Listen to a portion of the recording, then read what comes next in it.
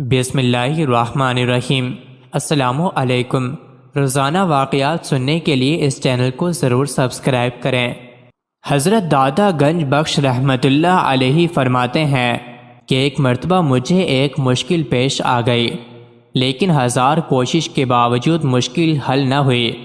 اس سے پہلے بھی مجھے ایک مشکل پیش آئی تھی تو میں نے حضرت شیخ بایزید رحمۃ اللہ علیہ کے مزار شریف پر حاضری دی اور وہ مشکل حل ہو گئی۔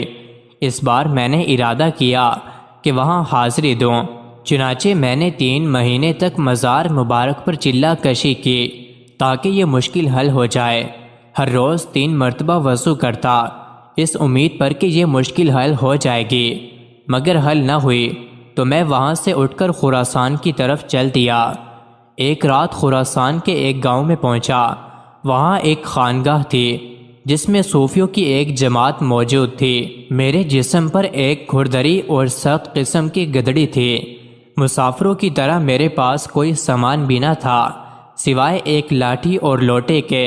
صوفیوں نے مجھے اس حال میں دیکھ کر نفرت کا اظہار کیا اور مجھے بالکل شناخت نہ کیا۔ وہ اپنے رسم و رواج کے مطابق آپس میں گفتگو کرتے رہے اور میرے بارے میں انہوں نے اس رائے کا اظہار کیا کہ یہ ہم میں سے نہیں ہے، اور یہ تھا بھی درست کہ میں ان میں سے نہیں تھا، لیکن میرے لیے وہاں رات گزارنا ضروری تھا۔ وہاں جگہ بھی نہیں تھی، تاہم انہوں نے مجھے ایک درے میں بٹھا دیا اور خود چھت پر چلے گئے۔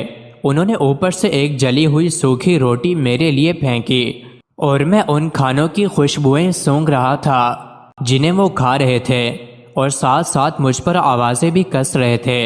جب وہ کھانا کھا چکے تو انہوں نے خربوزے کھانا شروع کر دیے اور چھلکے مجھ پر پھینکتے گئے۔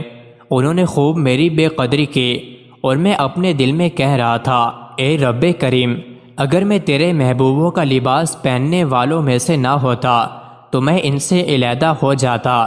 اس دوران جوں ان کی بھپتیاں بڑھتی گئیں، میرا دل خوشی سے لبریز ہو گیا، یہاں تک کہ اس واقعے کا بوجھ اٹھانے سے میری وہ مشکل حل ہو گئی۔ اس وقت مجھے احساس ہوا کہ مشائخ کرام جاہل لوگوں کا اپنے ساتھ شامل ہونا کس لیے برداشت کرتے تھے اور ان کی سختیاں کیوں جھیلتے تھے۔ مزید ایسی ہی ویڈیوز کے لیے چینل کو ضرور سبسکرائب کریں۔